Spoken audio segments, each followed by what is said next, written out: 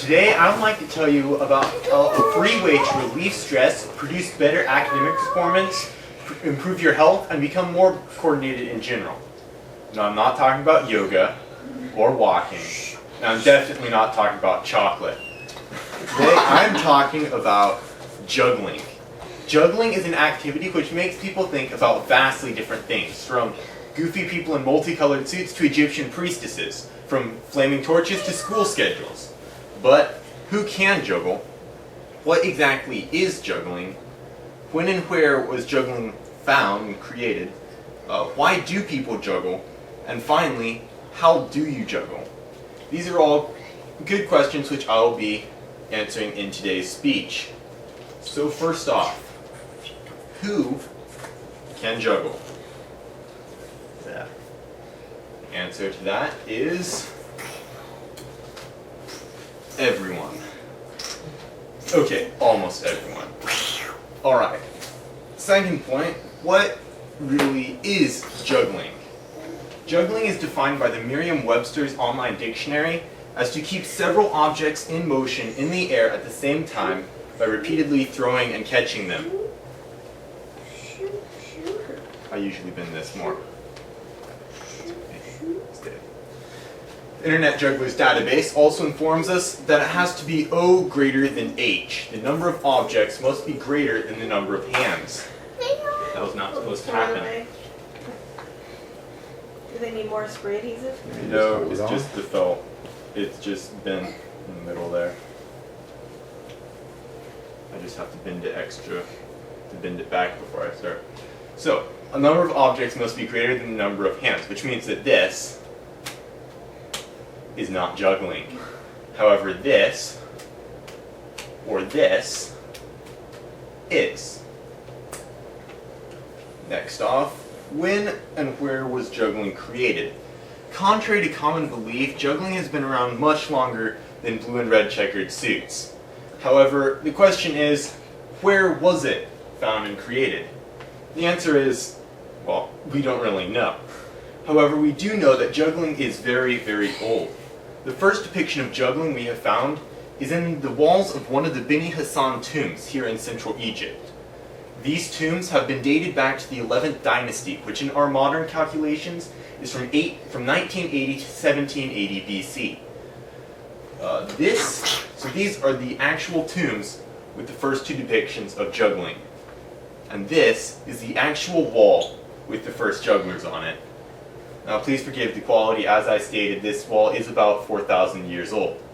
Here's a sketch to see exactly what they're doing better. These jugglers are shown doing juggling tricks which are still performed today. However, juggling was not just found in ancient Egypt.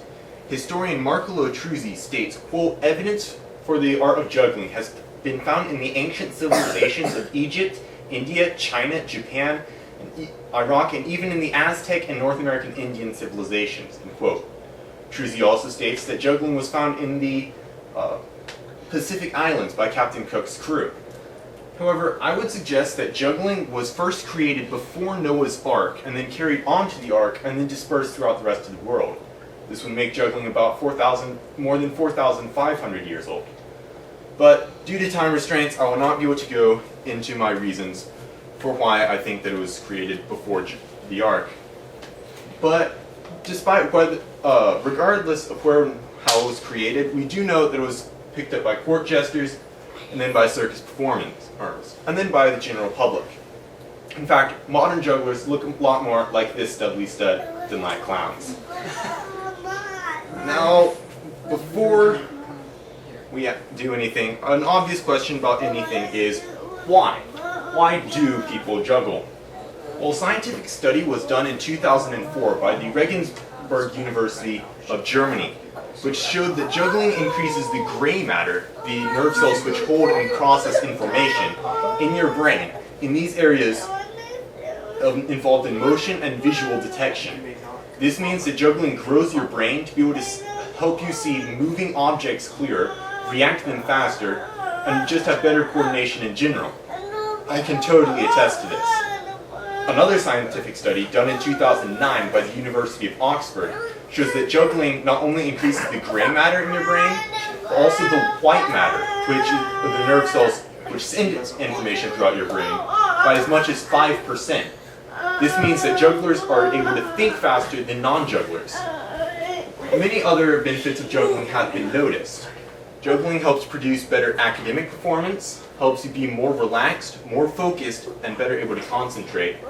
Helps lubricate your arm joints and keeps the range of motion good.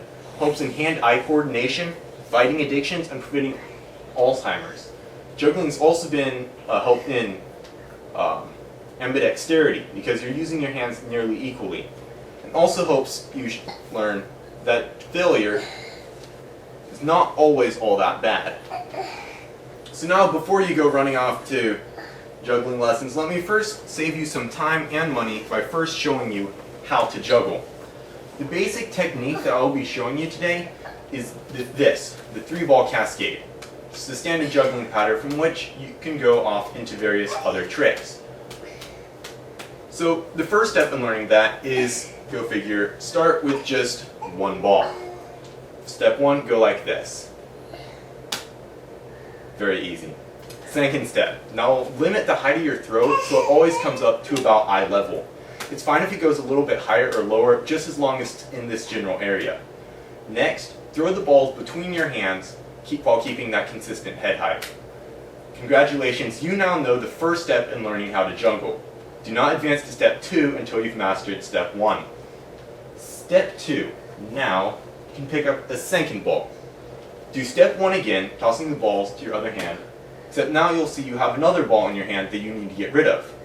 How do you do that? Well, when you throw your first ball and it's at its apex here, throw the second ball under the first ball, they cross over, and catch them both. Just like this. Throw, throw, catch, catch. Pretty simple. Do not advance to step 2, 3 until you've mastered step 2. Step 3. Now you are ready to pick up a third ball and start really juggling. Again, do step 2 again, except now you will notice that you have another ball in your hand that you need to get rid of. How do you do that? You guessed it, throw it to your other hand. Now you will notice here that unlike 2-ball juggling, there will now never be a time when you are throwing to an empty hand. So to get this pattern of throwing and catching down, most people will teach you on a 3 count of throwing and catching balls. However, I'd like to teach you now on a 2 count because you just mastered that already with 2 balls, right? So it'll be like this. 1, 2, 1, 2, 1, 2.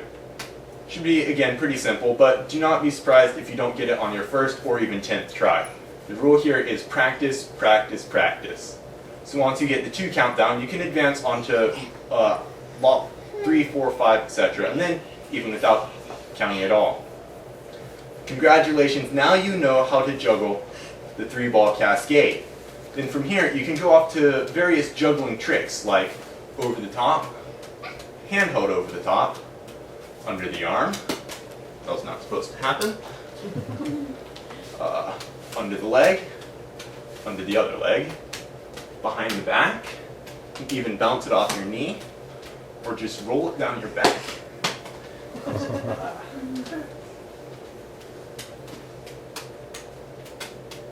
Or just throw it in the air. Then you can do the same 3-ball cascade pattern like a penguin would, or like one of the Egyptians in the Beni Hassan tombs, or in the claw pattern. Then, if you want to get really fancy, you can lay aside the 3-ball cascade pattern and do 3 balls in a shower pattern, or 4 balls in fountain pattern. And then, if you get good enough, you can even go up to learning to juggle 7 balls. But I can't do that yet. You don't even have to juggle with balls. You can juggle with any relatively small, relatively good-sized objects, like this. Those are eggs, buddy. Or like this. Don't you drop that. Or you could even juggle something like this. Now, please don't feel bad if you can't do these immediately. It's taken me 4 years of learning and practicing to get to how good I am now.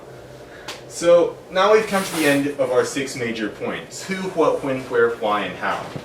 Next time you're feeling stressed out or depressed, just pick up the nearest 3 objects. Just probably stay away from eggs and glass, and after you have fully learned how to juggle. And juggle. I promise, you'll feel much better and more ready to tackle your work than before. Thank you.